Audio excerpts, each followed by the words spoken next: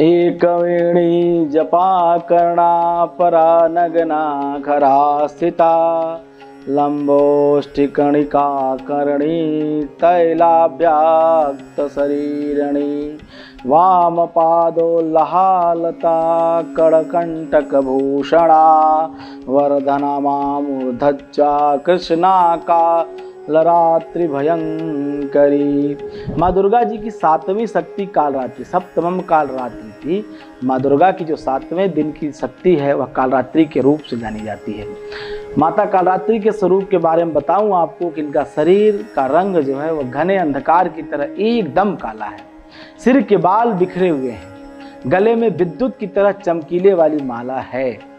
इनके 3 नेत्र हैं, तीनों नेत्र ब्रह्मांड के समान सदृश गोल हैं। इनसे विद्युत के समान चमकीली किरणें निशत बाहर हो रही, निकल रही हैं। इनके नासिका के श्वास प्रश्वास में अग्नि की भयंकर ज्वाला निकलती रहती है। इनका वाहन गर्दभ गधा है। ऊपर से उठे हुए दाहिने हाथ की वर मुद्रा जो सभी को वर प्रदान करती हैं। दाहिने तरफ के नीचे वाले हाथ में अभय मुद्रा है। बाईं तरफ के ऊपर वाले हाथ में लोहे का कांटा तथा नीचे वाले हाथ में खड्ग है। माँ कालरात्रि का स्वरूप देखने में अत्यंत भयानक है, लेकिन यह सदैव ही सुफल देने वाली है। इसी कारण इनका नाम शुभंकरी भी है।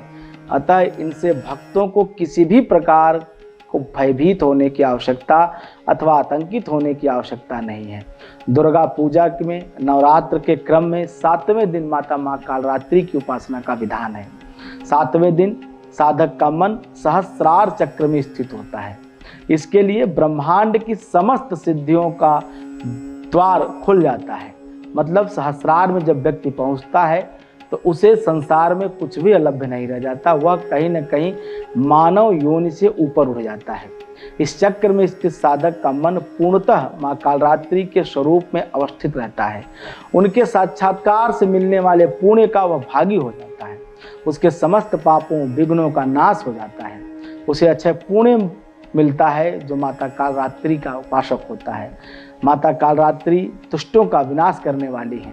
दानव, दैत्य, राक्षस, भूत, प्रेत आदि अनेक जो दुष्ट शक्तियां हैं माता कालरात्रि के स्मरण मात्र से भयभीत होकर भाग जाते हैं। जिनकी जन्म कुंडली में ग्रह बाधा है, किसी तरह का दोष है, वह भी माता कालरात्रि की उपासना करके ग्रह बाधा से मुक्ति प्राप्त कर सकते हैं।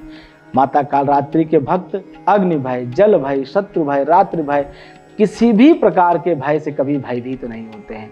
इनकी कृपा से वह सर्वथा भय मुक्त हो जाते हैं। माँ कालरात्रि के स्वरूप विग्रह को अपने हृदय में अवस्थित करके मनुष्य को एक निष्ठ मन से उनकी उपासना करनी चाहिए। यम, नियम, संयम का उसे पूर्ण पालन करना चाहिए। मन, वचन, कर्म, शरीर की पवित्रता रखनी चाहिए, क्योंकि माता कालरात्रि शुभंकरी देवी हैं। अतः इनकी उपासना से होने वाले शुभों की, लाभ की गणना नहीं की जा सकती है। साधक को माता कालरात्रि के भक्तों को निरंतर उनका स्मरण पूजन करना चाहिए। नवरात्र का यह 7वां दिन, चूंकि आप पिछले 6 दिनों से लगातार माता की पूजा करते आए हैं, तो अब आपकी स्थिति वहां पहुंच गई है जब अब आप के ऊपर माता की कृपा होनी शुरू हो गई है। माता कालरात्रि का स्वरूप आप देखें तो माता कालरात्रि का स्वरूप बड़ा भयंकर है। पापियों का, दुष्टों का, अनर्गल करने वालों का, दुष्कृत्य करने वालों का संहार करती है माता। माँ यही वही माता कालरात्रि हैं जिन्होंने चंड, मुंड, शुंभ, निशुंभ जैसे राक्षसों का वध किया। 1 मिनट जरा विचार करें, जब हमारे शास्त्रों की रचना हुई तो ये शुंभ निशुंभ कौन है, ये रक्तबीज कौन है? अगर मैं एक शब्दों में कहूँ, हो सकता है ये राक्षस रहे, लेकिन ये रक्तबीज, ये शुंभ निशुंभ, ये आज भी हमारे मन के अंदर है।